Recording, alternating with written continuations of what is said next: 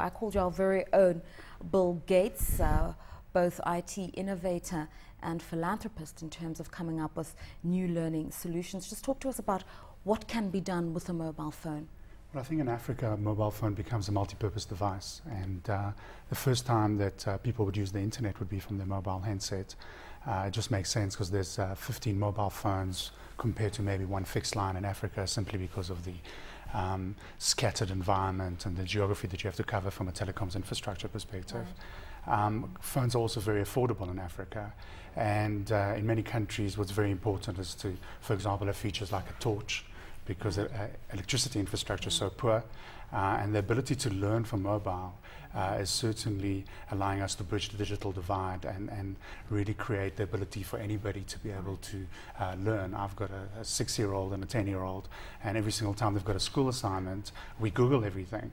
And if you could have everything available on your mobile handset, would make life a lot easier for you to be able to reach information. Let's talk about new learning solutions or mobile learning, because we know that healthcare and education remain two of the weakest human development factors in Africa, and that's where we need the greatest input. Now, rural Africa in particular could benefit from this. 100%.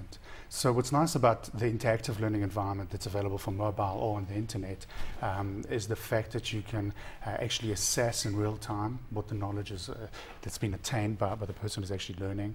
The ability for you to make it very interactive and be able to get people to chat to each other in remote areas and really be able to make more of a collaborative learning environment, which is very, very exciting.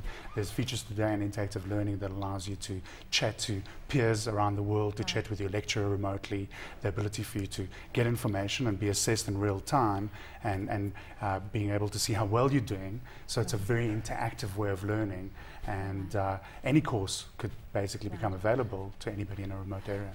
Now, I hope most Africans are not like me. They don't just have a basic phone, but people don't have smartphones either because they're very, very expensive. And the general use of a mobile phone is communication, is SMS, and increasingly it's mobile banking transactions that use very basic SMS, MMS facilities. What sort of content in terms of data is needed in order to foster e-learning, and what are the costs? Yeah, so I think what we're seeing is the need for smartphones, and smartphones are growing worldwide. But they estimate that currently it makes about 17% of all phones, but it will become 42%. And I think what's required is the ability to get low-cost smartphones in Africa, because, as you were rightfully said, most people will get their phone free with a service or a very low-cost handset, and the average revenue per user in Africa is fairly low, ranging from $1 to $15. So to be able to buy a phone like this, like the iPhone that has revolutionized the market at $400-500 is just unbelievable. It's not going to happen. So we've come up with a low-cost handset like this that's made in China from the same factory that Nokia makes handsets, and this phone is available for $60, which is obviously a lot more affordable. And then you are able to the need that you have is a minimum of internet connectivity to be able to get the information delivered to your phone via the internet. But there's a lot of very nice SMS-based solutions as well, which allow you to interact with content on the internet. Let's just talk about the collaboration that needs to be done with the operators in terms of getting relevant new learning material to the schools, because it's wonderful to have a plethora of search engines, but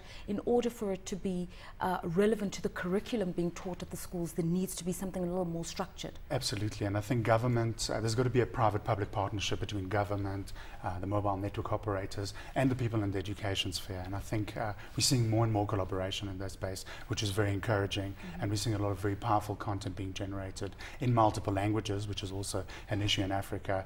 You need to cater for the French market in Franco-Africa, Portuguese in Mozambique, in English. It's much easier for people to learn in their own language. What needs to happen, I think, is the collaboration is going to be around getting the relevant content, making sure that it's available at the lowest common denominator, even on the low-cost handsets, as you were mentioning, with basic internet, and lowering the cost of access is really, really important. In Korea, for example, which used to be a third world country, government got behind lowering the cost of broadband, and today Korea is one of the top 10 countries in the world in terms of economies and education. Now the operators have the solutions.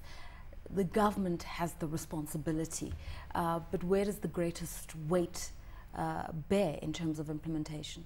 I think it's a combination of the industry. I think even a private enterprise, we're seeing a lot of corporate social investment being done in this space. In fact, the Queen of Jordan at Mobile World Congress in Barcelona in February this year made an appeal to all the mobile network operators to make a huge investment in mobile learning. She was quoting a figure of 72 million children in Africa not having education. And this is a huge issue that affects all of us, because at the end of the day, there were some figures mentioned at Uganda at the Digital Africa Summit a couple of weeks ago, that every 10% increase in connectivity or internet access actually has a 1.3% contribution to GDP. So if we can get more people to have access to information and have access to education, we can really solve a big problem in Africa, because that's what Africa needs. It doesn't need handouts, it needs a Let's talk solution about for integrated education. solutions. We know that mobile phone access far outweighs internet penetration, but there's still a lot of work being done to try to get people connected and to try to improve on broadband, as we were talking earlier on. But we're talking something like 45% cell phone penetration versus 8% internet. So there's still a lot of catch-up work that needs to be done, but it's being done. Absolutely. So what's happening is that I think the biggest emphasis from a mobile network operator is around data growth. We're seeing that actually from a commercial perspective, voice average revenue per user, ARPU, is declining simply because of competition, and we're moving towards the need to be able to provide the right data solution from a commercial perspective. There's also the corporate social responsibility of being able to contribute to your community and being able to make internet available at lower cost. So I think what needs to happen is that government needs to get behind lowering the cost of access and making content available for free. And I think collaboration between mobile network operators and government would yield to a solution. Okay, now you've also participated in conferences and also in programs undertaken by the Ugandan government, the Nigerian government, and also work here in South Africa. Just comparatively speaking, where are we at? I think that there's a long way to go. I mean, if we look at the e-learning industry globally, it's a $52 billion industry, but mobile learning only makes 1.5 billion out of that 52, which just shows that it's a very, very small percentage. And I think in Africa, the only solution to connect to the internet will be a mobile handset. Many people will not have access to the PC, so we need to see a big investment in lowering the costs of phones, as well as lowering the cost of access and the ability to reach the masses.